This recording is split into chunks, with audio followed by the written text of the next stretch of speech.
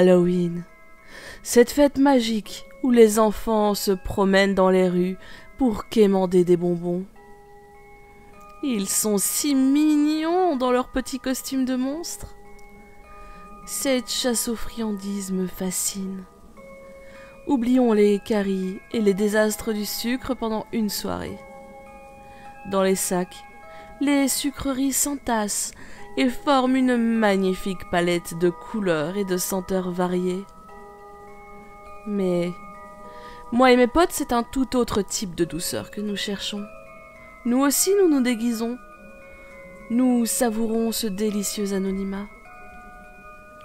Durant tout l'après-midi, nous passons notre temps à exécuter les préparatifs.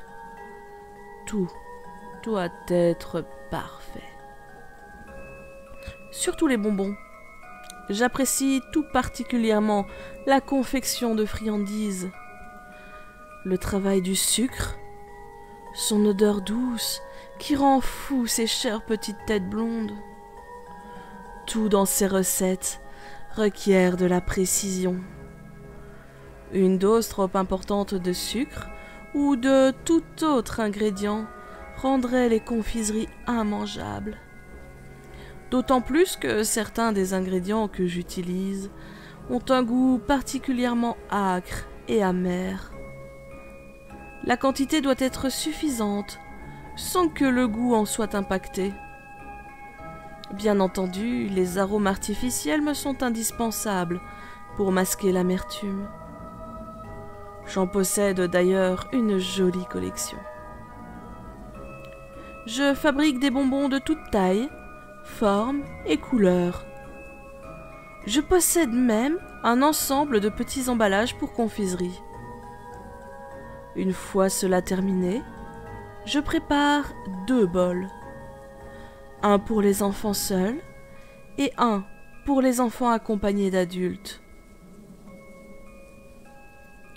J'enfile mon déguisement. Je me dirige sur mon ordinateur afin de voir ce qu'ont prévu mes amis. Je ne les ai jamais rencontrés en personne car nous vivons aux 4 coins du pays. Mais nos préférences spéciales nous ont rapprochés. Nous échangeons d'ailleurs souvent nos photos. J'entends enfin quelqu'un presser la sonnette. Je me précipite. Il y a une petite bande de 5 enfants. Ils ne sont pas accompagnés d'adultes, cependant, ils sont trop nombreux. Je leur tends donc le plat avec les bonbons pour les enfants accompagnés. Ah, j'espère vraiment avoir beaucoup de visites ce soir. Le temps passe. Pour l'instant, je n'ai pas encore eu l'occasion d'utiliser les 2 bols. Ah, quel gâchis! Il est presque 22 heures. Je suis sur le point de tout éteindre lorsque j'entends le bruit caractéristique de mon carillon. Je me dirige vers la porte d'un pas traînant. J'ai quelque peu perdu espoir de m'amuser ce soir. Devant moi, un petit loup-garou d'environ 9 ans. Je lui souris lorsqu'il prononce la phrase rituelle. « Des bonbons ou un sort ?» Il est évident que je choisis les bonbons. Je lui donne une poignée de mes bonbons faits maison et lui demande s'il veut bien en goûter un pour me dire s'ils sont bons. Je tressaille en voyant sa petite main porter la sucrerie rouge à sa bouche. Il ouvre la bouche pour me donner son avis quand, soudain, il semble pris d'un malaise et s'écroule sur le sol. Je regarde inquiet en direction de la rue. Personne. Ma maison est difficilement visible, car elle est en retrait de la route, et il y a également une petite haie. Après avoir vérifié son pouls, je saisis le petit corps et l'emmène dans la pièce à l'arrière de mon salon. Je le pose sur le dallage. Sa respiration est faible.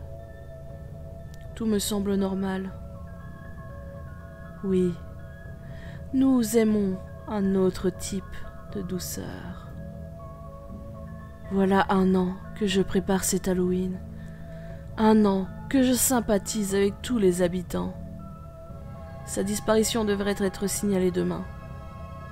Bien entendu, je participerai aux recherches et aux battues, en bon voisin que je suis. Je serai au-dessus de tout soupçon. Et dans 15 jours, je déménagerai dans cette maison dont j'ai signé le compromis de vente il y a 3 semaines. Le temps est mon allié.